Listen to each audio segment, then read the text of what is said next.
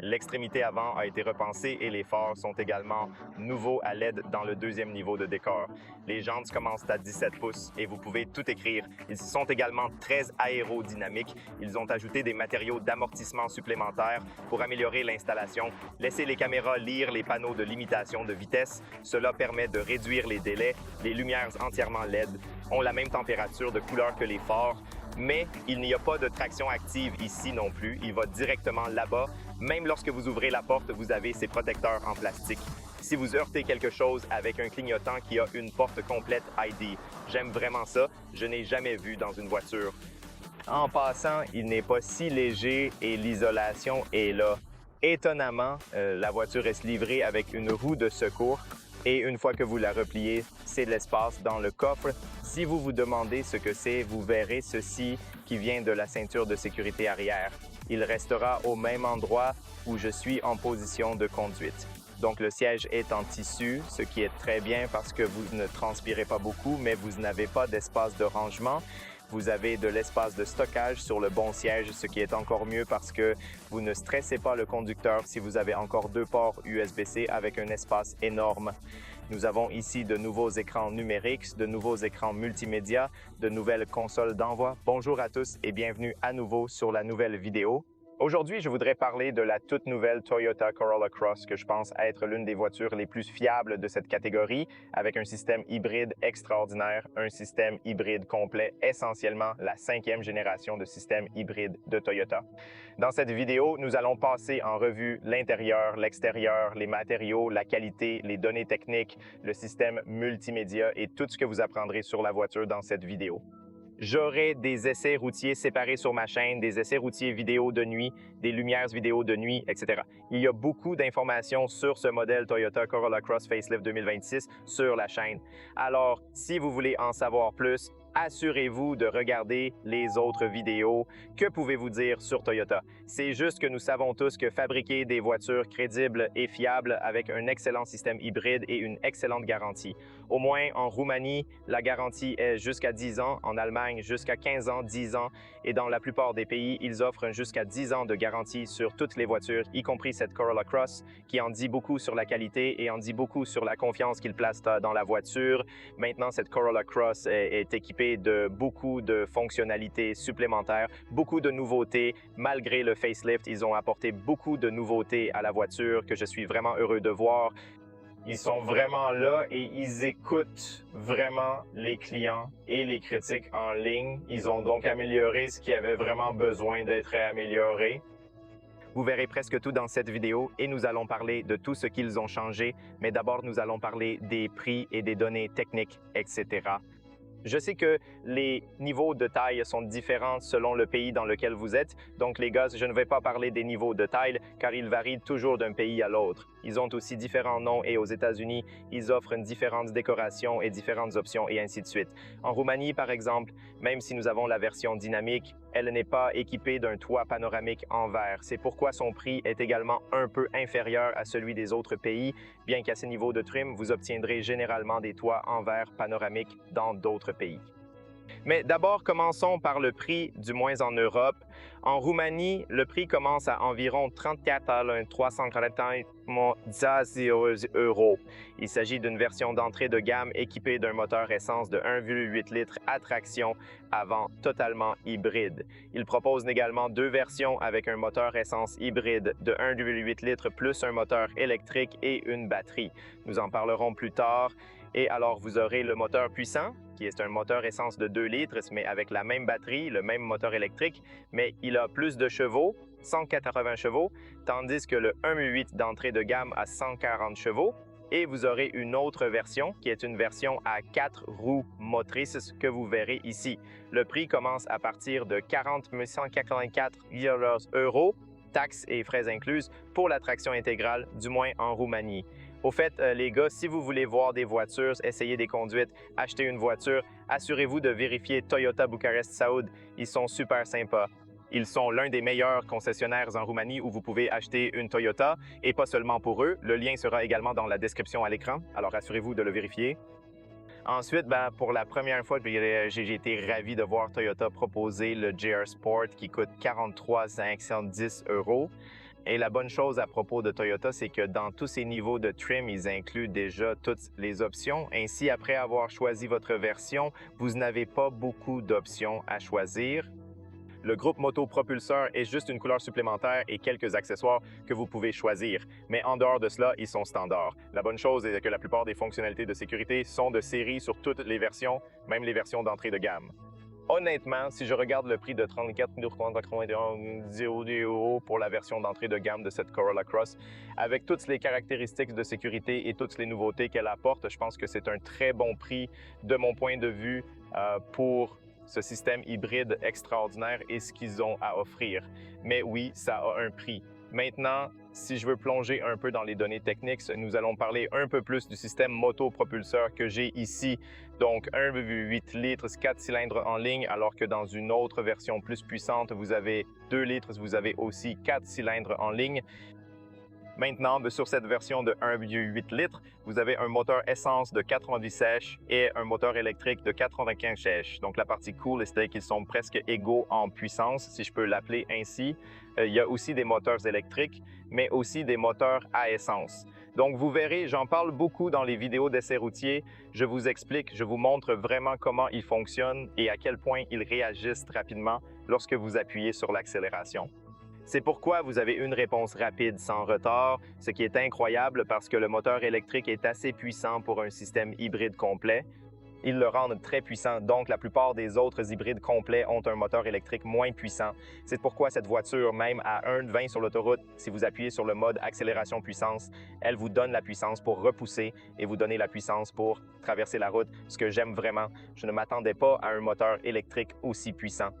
Bien sûr, sur un moteur de 2 litres, le moteur essence a plus de chevaux, mais le moteur électrique a les mêmes chevaux à 95 chevaux et la même boîte de vitesse, la boîte automatique ECVT. Nous en avons parlé dans la vidéo d'essai routier.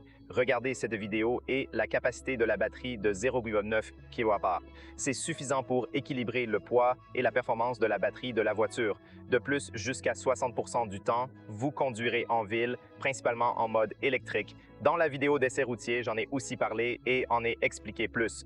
Mais rappelez-vous que c'est un très bon équilibre. En outre, cette voiture vous permet d'utiliser uniquement une voiture électrique pendant une courte période, mais aussi une voiture à essence, donc en mode hybride. Alors, lequel est vraiment bon? La version que nous avons ici est de 0 à 109 km/h secondes avec une vitesse de pointe de 1,8 litres et 170 km/h pour la version 1,8 litres. Avec deux moteurs de 2 litres, vous avez jusqu'à 180 km/h consommant environ 5 litres. Nous prévoyons de tester cela dans une vidéo d'essai routier détaillée. Les émissions de CO2 sont de 5 à 14 G. La garde au sol est également de 16 cm, ce qui est génial. Vous pouvez prendre quelques mauvaises routes. RD Light, je peux l'appeler sans problème. En parlant d'espace dans le coffre, la version de 2 litres de la voiture dispose d'un espace de 436 litres. J'ai remarqué que l'espace dans le coffre est un peu petit, peut-être parce qu'ils ont ajouté quelques autres objets sous le plancher. Je ne suis pas sûr si vous avez une roue de secours ou quelque chose comme ça, mais il fait environ 390 litres contre 436 litres ici. Je vous le dirai quand on y arrivera.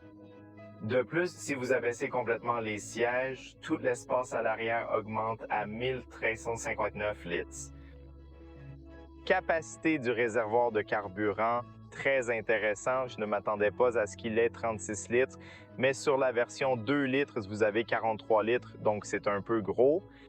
Le poids de la voiture d'entrée de gamme 1,8 litres est de 1450 kg.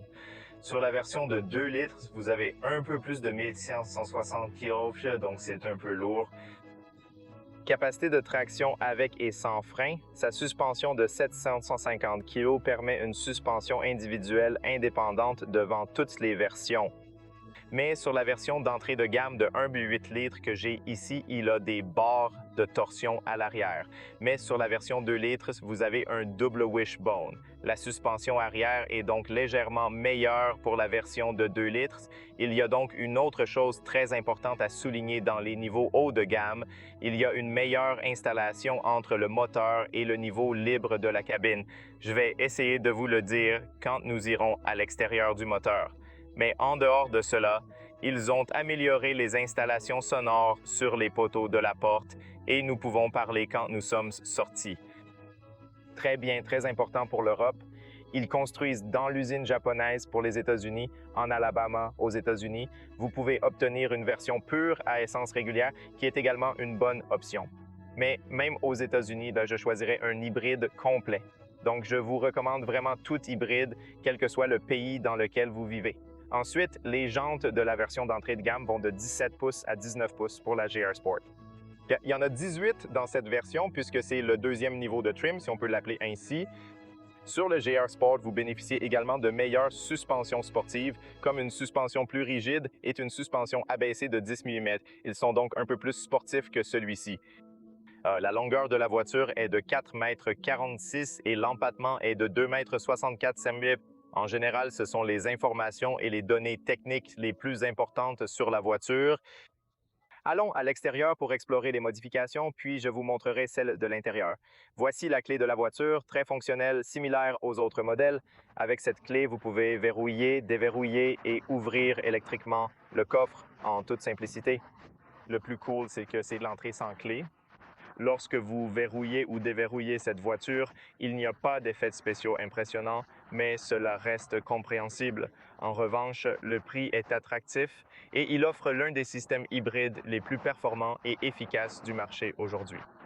Oui, vous n'avez pas besoin de plus. Je veux dire, si vous voulez payer plus pour ces trucs brillants, vous pouvez le faire sans le constructeur automobile. Mais avec la Toyota, vous obtenez un étonnant, probablement le meilleur système hybride, la meilleure efficacité et en plus de cela, je préférerais que vous sachiez moins de bling, moins d'animation lumineuse et tout ce genre de choses et un meilleur système. Mais même si on va parler un peu des lumières, c'est parce qu'elles vont l'améliorer. De toute façon, vous pouvez verrouiller toutes les voitures avec la clé, mais vous pouvez aussi les verrouiller d'ici. Votre doigt est là. Si vous venez et mettez vos mains ici, la voiture sera déverrouillée. Il est équipé de rétroviseurs pliants électriques, très utiles lorsque vous garez votre voiture dans des espaces restreints et il fonctionne très rapidement.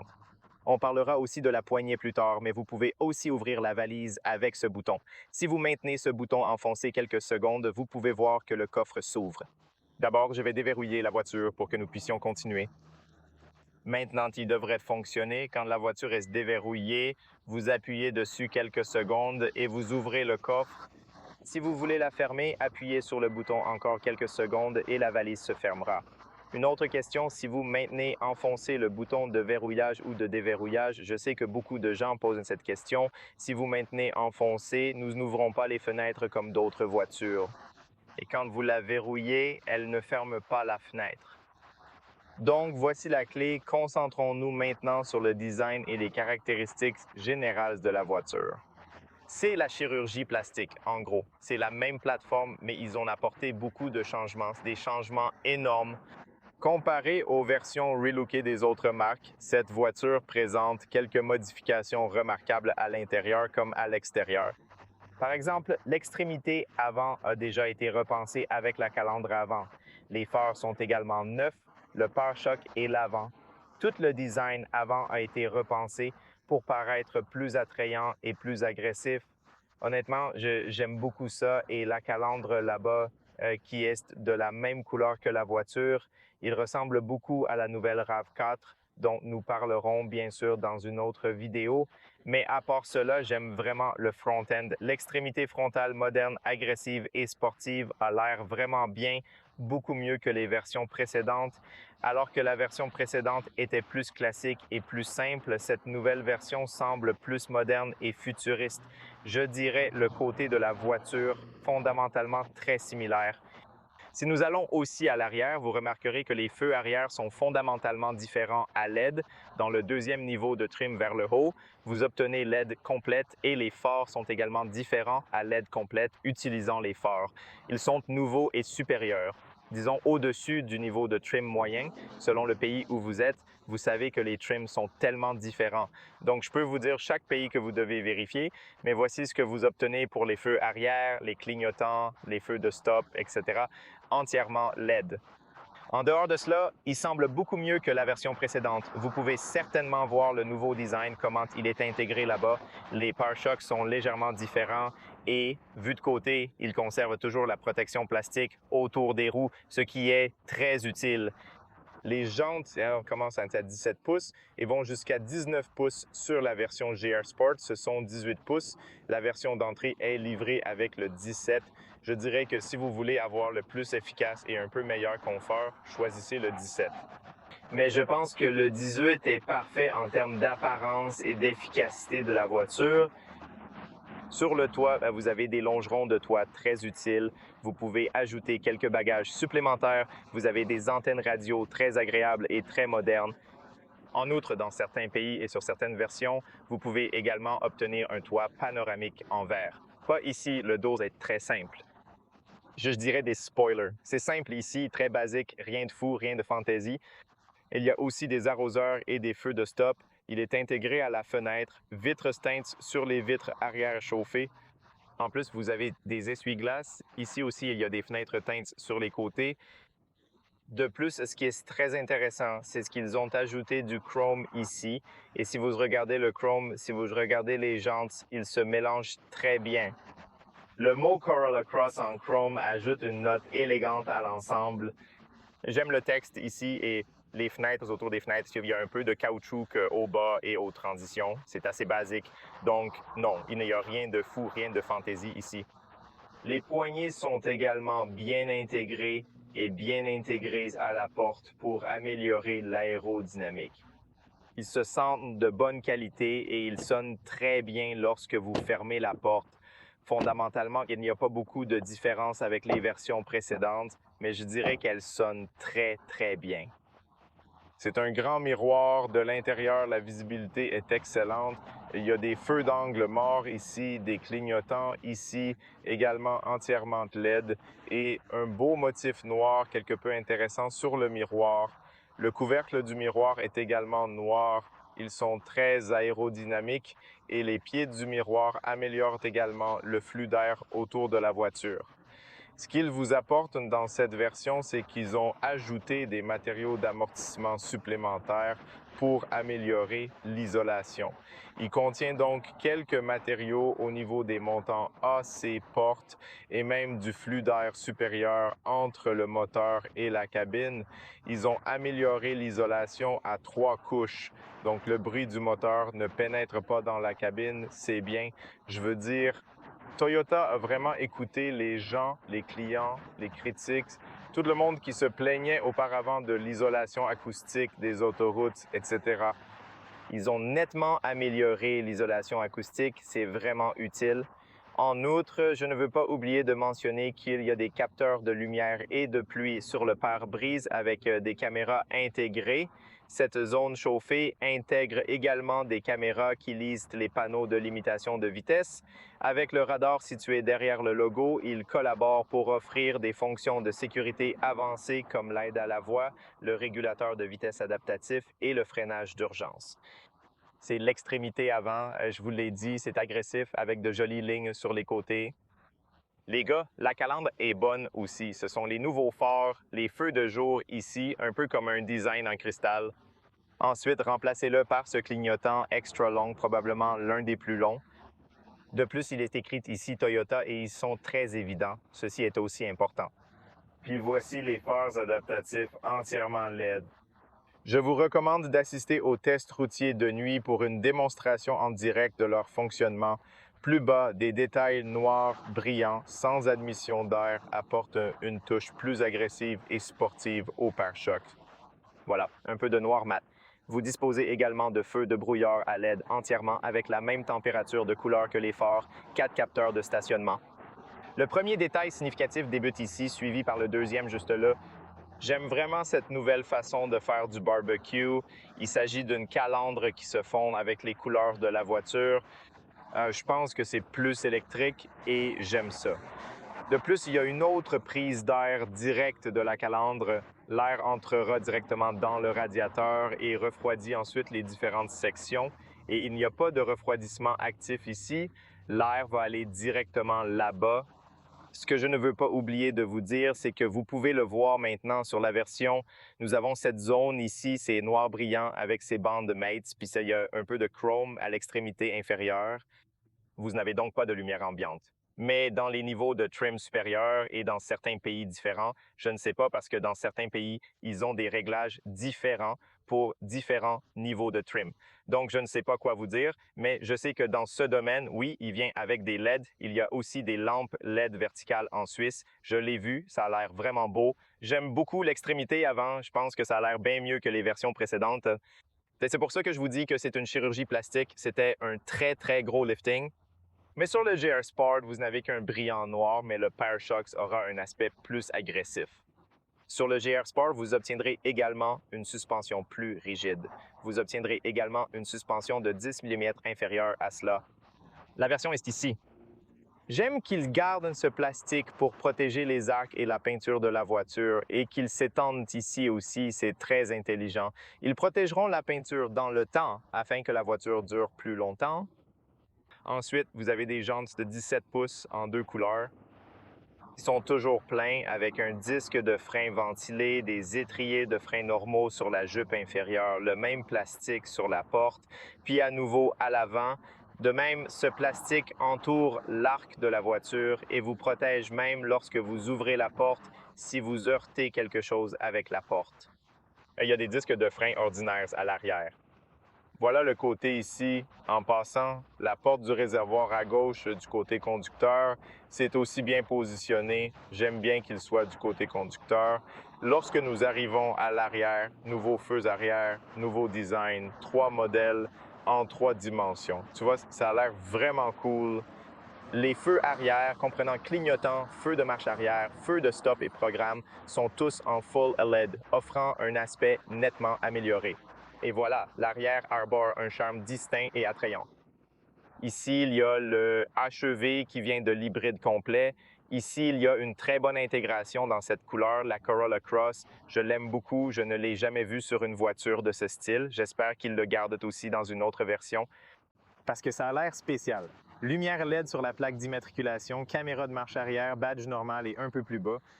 Encore une fois, 4 capteurs. Le premier est ici avec des réflecteurs, des pare-chocs qui s'étendent davantage à l'arrière. Donc, si vous heurtez un objet, c'est le pare-choc qui encaisse. Donc, pas de problème, vous pouvez facilement le changer. Et puis, il y a une sorte de gris ici, la même couleur que la voiture, la zone grise. Et bien sûr, le tuyau d'échappement. Il est quelque part sous la voiture, sur la droite. Au final, l'aspect général est bien meilleur qu'auparavant, avec une superbe mise à jour et un design largement revisité. Je dirais que c'était très bien accueilli. Si vous avez une version précédente, je pense qu'il est logique de mettre à jour vers la nouvelle version si vous voulez avoir une meilleure voiture. Et je dirais que c'est 10% meilleur que la version précédente et en tant que design extérieur, c'est absolument différent. C'est certainement plus attrayant. Quoi qu'il en soit, passons. Je veux vous montrer ce qu'il y a sous le capot, puis on va au coffre aussi. Donc à partir d'ici, vous ouvrez le capot et je veux arrêter les feux de danger et les lumières et nous allons entrer dans la voiture et nous allons parler parce que nous avons tellement de choses à parler dans la voiture. Il y a donc une porte de levage manuelle ici. De là, tu l'ouvres comme ça, tu vas à gauche et tu l'ouvres. Pas si léger, mais pas très lourd non plus. Voici notre moteur 1,8 litres offrant 140 chevaux associé à un moteur électrique. Le moteur électrique développe environ 95 chevaux et le moteur à essence 98. C'est du liquide pour les essuie-glaces. Il y a pour le refroidissement. Voici le système de filtration d'air, la batterie de 12 volts, l'onduleur avec le système haute tension et à droite, la boîte de fusibles. Au fait, j'ai oublié de te montrer quelque chose. Oui, je t'ai dit que je te montrerai. Alors, où sont les installations pour les niveaux de trim supérieur? C'est ce que je voulais te montrer. Retournons. Alors, l'isolation, c'est là, les gars. Vous pouvez voir à l'arrière du moteur la transition entre la cabine et le moteur sur le niveau de garniture supérieure et ils ont un niveau libre d'isolation thermique. Donc, quelque part ici, à l'intérieur de cette zone, ils passent à l'intérieur de la cabine. Comme vous l'avez vu plus tôt, il y a un bouton ici. Il suffit d'appuyer sur la porte de levage automatique dans le coffre. C'est ainsi que vous pouvez l'allumer facilement. Vous avez plusieurs boutons pour le fermer et le verrouiller. sinon la poignée de la fermer manuellement. J'ai déjà retiré la protection du coffre pour que vous puissiez voir un peu mieux. L'entrée, c'est énorme, mec. Je veux dire, c'est tellement carré, tellement grand, pratique, très bien. Pour le coffre, ils mettent avec l'accent sur sa praticité remarquable. Je dirais qu'il y a suffisamment d'espace pour une famille en vacances ou n'importe où. C'est vraiment, vraiment énorme. À mon avis, il y a un peu de plastique à l'entrée, environ 567 cm. Il y a des crochets ici et ici dans les coins, ainsi que des crochets en aluminium et un peu de rangement sur le côté gauche. Vous avez un crochet ici et la lumière LED est juste à droite. Encore une fois, voici un peu de rangement et quelques accessoires. Vous avez un crochet ici. La seule chose qui manque dans le coffre, je ne suis pas sûr que la version haut de gamme l'ait. Je veux un port de 12 volts. À part cela, c'est bien ici. Étonnamment, la voiture est équipée d'une roue de secours et il y a beaucoup de place pour d'autres choses différentes à gauche et à droite. Donc, vous pouvez aussi le retirer et mettre quelque chose de différent ici. Donc oui, de mon point de vue, si vous regardez la voiture, la taille de la voiture et l'espace dans le coffre, je dirais que c'est plus que bon. Maintenant, si vous voulez baisser le siège, vous devez le plier 6'40". Vous ne pouvez pas plier la partie centrale, ce qui est un peu mauvais. Mais oui, si vous voulez le tenir et le plier vers le bas, vous le pliez d'ici, vous appuyez sur ce bouton et il va tout juste vers le bas. Une fois que vous l'avez replié, c'est l'espace dans le coffre. Voilà à quoi ça ressemble. Le problème, c'est que vous avez une marche assez grande ici. Je veux dire environ 15 cm. C'est une étape très, très importante, mais si je peux l'appeler ainsi, cela va probablement bien. Mais la bonne chose est que même alors, même avec cette étape, vous avez encore beaucoup de place pour ajouter beaucoup de choses. Le seul problème, c'est que vous n'avez pas de plancher plat. Vous ne pouvez pas dormir ici, ou si vous ajoutez quelque chose de plus haut, vous pouvez dormir ici. Mais dans l'ensemble, je dirais qu'il y a plus que suffisamment d'espace. Vous pouvez donc transporter des objets volumineux ici sans aucun problème. Très bien. Si je marche d'un côté, tu ouvres la porte, l'entrée est grande d'un côté. Voilà à quoi tu ressembles quand tu ouvres la porte. L'arrière est spacieux, d'où ma mention de cet immense espace. Les gens ici, j'aime qu'ils soient hétérosexuels. Ils sont parfaitement droits, donc il serait judicieux de poser vos affaires sans crainte, étant donné leur alignement. Ils affichent une posture droite, utile pour les jambes, avec un espace généreux pour ajouter des éléments selon vos besoins. Si vous vous demandez ce que c'est, vous verrez ceci, c'est l'air qui est utilisé pour le refroidissement ou qui circule autour de la batterie. Donc la chaleur de la batterie, parce qu'elle est sur la banquette arrière, va s'évacuer d'ici. La batterie est juste là, au cas où, au fait. Une autre chose que j'aime beaucoup, c'est que les ceintures de sécurité à l'arrière resteront dans la même position. Lorsque vous rabattez le siège, vous n'aurez pas à craindre pour la sécurité et la gestion de la ceinture. Très bien. Laisse-moi tomber, fermer la fenêtre et rentrer. Mais avant d'entrer, je dois faire deux choses. Ajuster le siège en position de conduite. C'est pour ça que j'ai fait un bordel là-bas. C'est l'automne et qu'il y a beaucoup de feuilles dans les rues, donc je voudrais ajuster. Laissez-moi ajuster ma position de conduite. C'est pourquoi je dirais ça. Voici ma position de conduite. Au fait, je mesure 163 cm. Avant d'y aller, parlons de la porte. Nous avons une fenêtre fixe, une qui peut être pliée vers le bas et vous pouvez complètement plier vers le bas parce qu'elle se divise en deux, ce qui est génial, mais pas le double vitrage. Très simple verre, mais il court très vite. Maintenant, quand il s'agit de design et de qualité, il y a du plastique partout, mais si vous ne la touchez pas, vous ne le savez pas parce que vous voyez que c'est une fausse couture qui vous donne l'impression que c'est une qualité supérieure. Mais dans l'ensemble, c'est du plastique ici.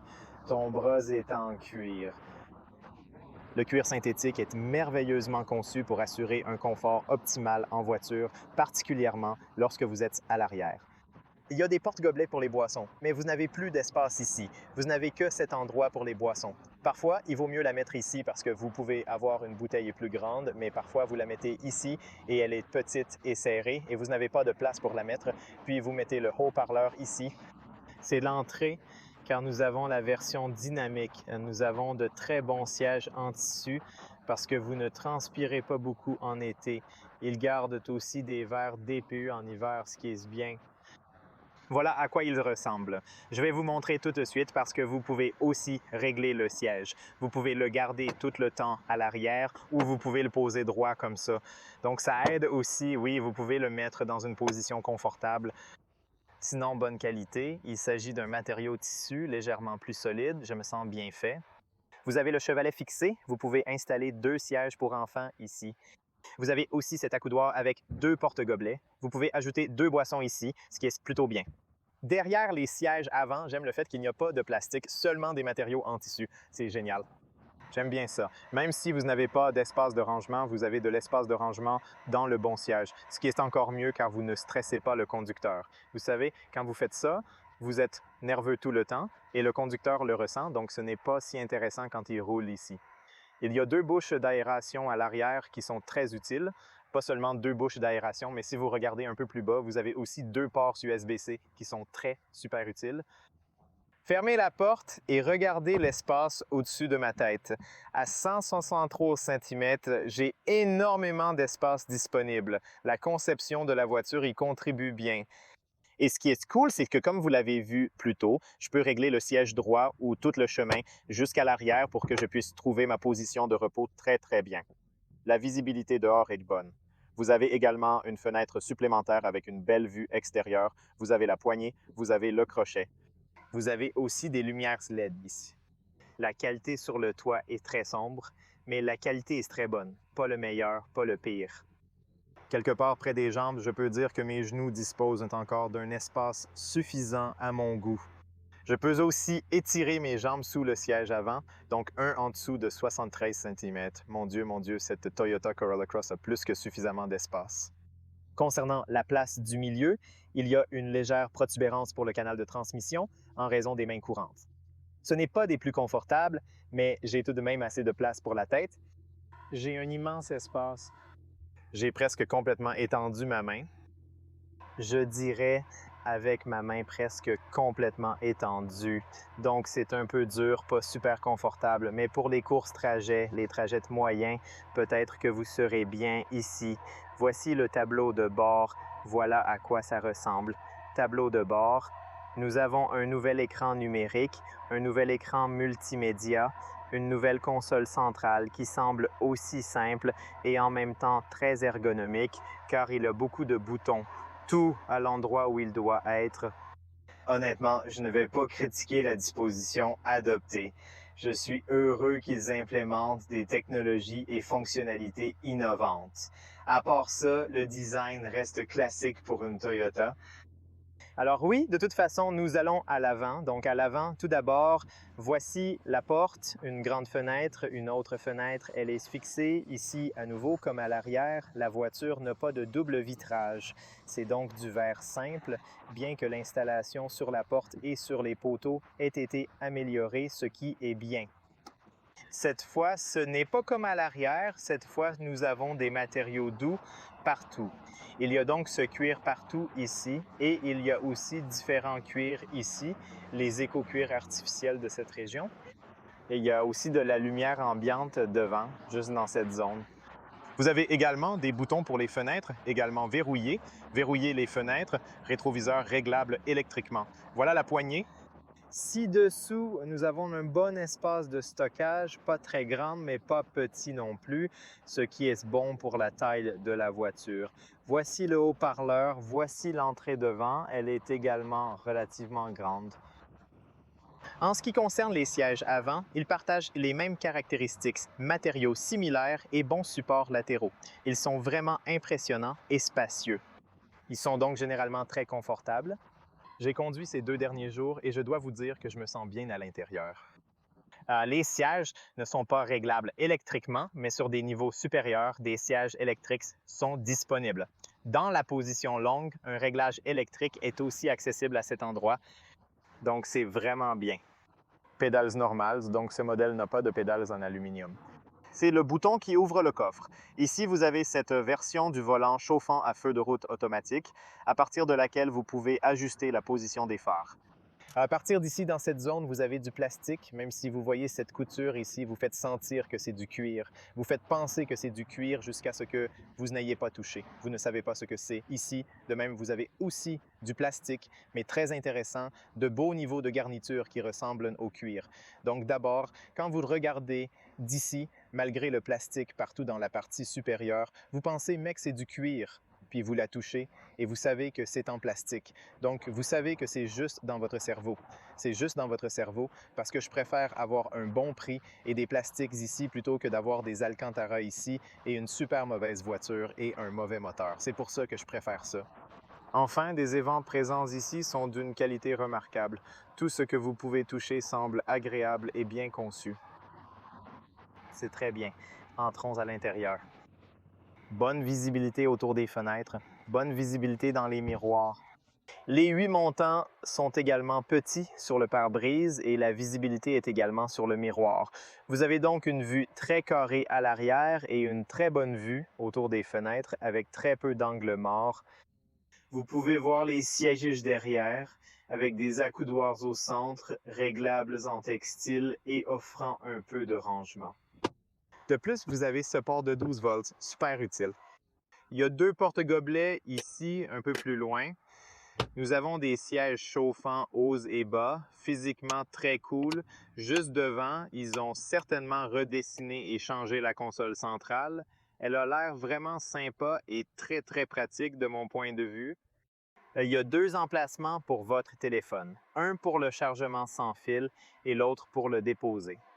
J'aime ce quartier. J'aimerais que toutes les voitures aient 2 places pour les téléphones. Je pense que c'est vraiment nécessaire à présent. Ensuite, vous avez des boutons physiques pour d'autres fonctions, comme les différents modes de conduite. À partir d'ici, vous pouvez basculer entre la puissance normale et le mode Eco, ce qui est génial. Avec assez d'énergie dans la batterie, le mode EV est disponible pour une conduite entièrement électrique. Ensuite, vous avez le bouton de contrôle de traction. Ici, vous avez un autre USB-C, vous avez le bouton de maintien automatique, le frein à main électronique et ici, vous avez le stock pour mettre la voiture à différents engrenages comme marche arrière lorsque vous allez et marche arrière. Dans cette version, je n'ai que des caméras de marche arrière avec des voies actives pour vous aider à guider votre parc. C'est un mode de conduite normal si vous avez conduit tout le temps. Si vous passez en mode B, vous obtenez une autre couche supplémentaire de fonctionnalités de récupération pendant la conduite. Ceci, c'est donc aussi très utile. Cette zone, bien que présente des matériaux doux et du cuir, inclut également quelques touches de noir brillant et de chrome. Voici une boîte de globes, je dirais qu'elle est relativement grande et utile aussi. C'est le bouton d'arrêt du moteur en forme d'étoile. Le volant peut être ajusté manuellement vers le haut, vers le bas, vers l'avant et vers l'arrière, et le réglage est également très simple. Une autre chose que j'aime, c'est la façon dont vous ajustez le manuel siège. Parfois, je préfère payer pour la voiture et avoir un réglage manuel parce que le réglage manuel est aussi plus rapide. Regardez ça, au moins ceux sur Toyota, il suffit de le tirer et de les ajuster rapidement. C'est pourquoi j'aime cela. Je préfère parfois cette approche. Une autre excellente fonctionnalité est la présence de nombreux boutons physiques ergonomiques et faciles à utiliser. Par exemple, sur le volant, vous pouvez contrôler et ajuster plusieurs paramètres à l'écran, gérer le volume, les commandes vocales et les appels. De plus, les fonctionnalités comme le régulateur de vitesse adaptable et les différents modes sont directement accessibles.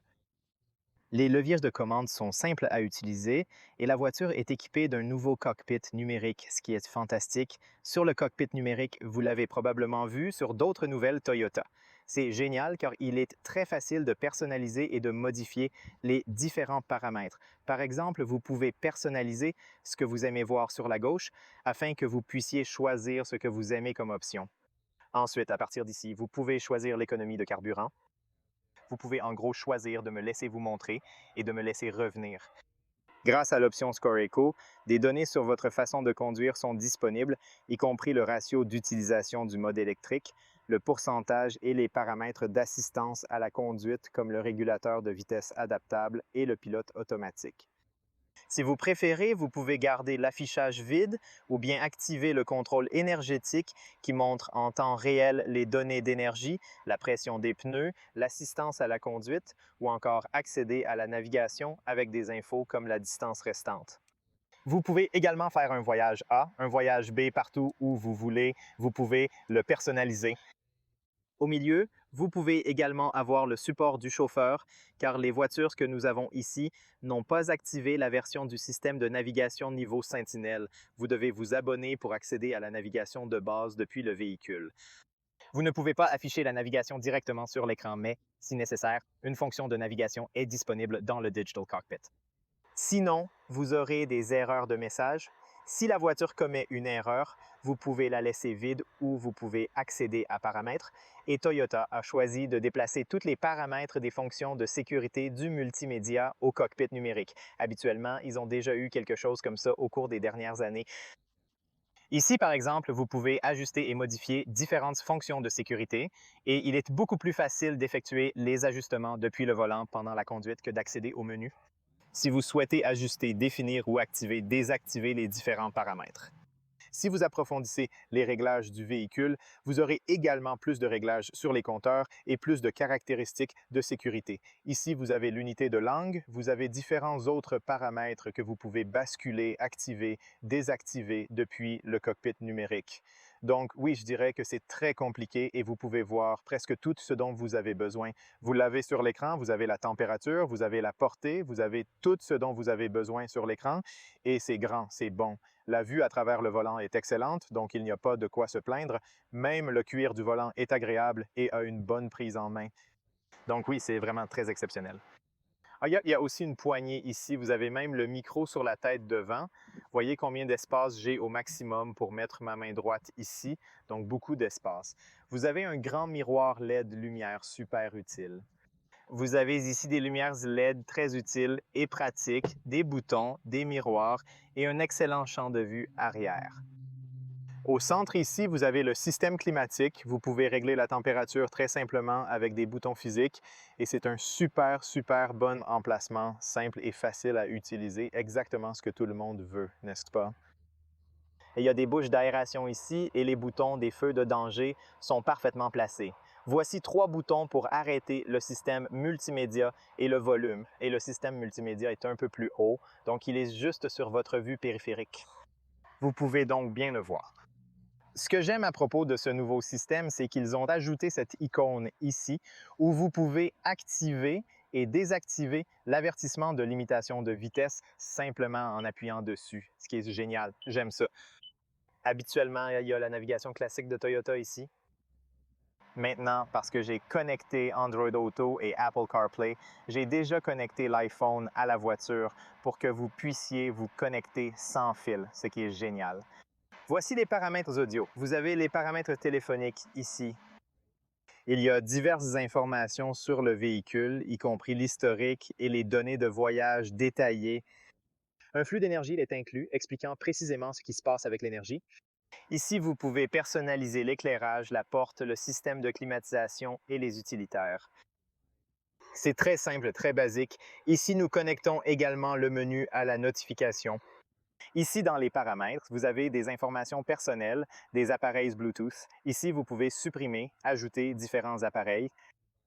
Il y a des paramètres généraux tels que l'accessibilité, la date et l'heure, le clavier, les unités linguistiques, etc. Oui. Ensuite, vous avez les paramètres Wi-Fi. Vous pouvez l'allumer et afficher les paramètres de la caméra. Vous pouvez utiliser la voix ou appuyer sur des commandes parmi d'autres options complètes. Informations sur les revendeurs, informations sur la sécurité et mise à jour logicielle. Donc, dans l'ensemble, ce sont les messages les plus importants que je voudrais dire. Je ne suis pas certain d'avoir tout abordé, mais j'espère avoir couvert l'essentiel. Toutefois, regardez absolument la vidéo dédiée au test routier. Je prévois de publier une vidéo séparée pour détailler la consommation, la suspension et la conduite. Tout sera testé. Alors, restez branchés sur la chaîne pour découvrir cela. Bref, cette Toyota Corolla Cross est clairement une recommandation forte si vous cherchez une voiture. Si elle vous plaît et que vous avez le budget pour, n'hésitez pas à organiser un essai routier. Le véhicule est fiable grâce à une garantie solide. Avec son système hybride ultra efficace, elle surpasse les anciens modèles.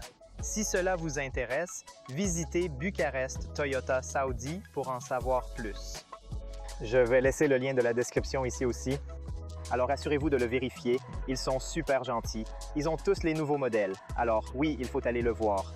Merci d'avoir regardé. N'oubliez pas d'aimer, de partager et de vous abonner. Ça va m'aider à rester en sécurité, les gars, et à la prochaine fois. Au revoir.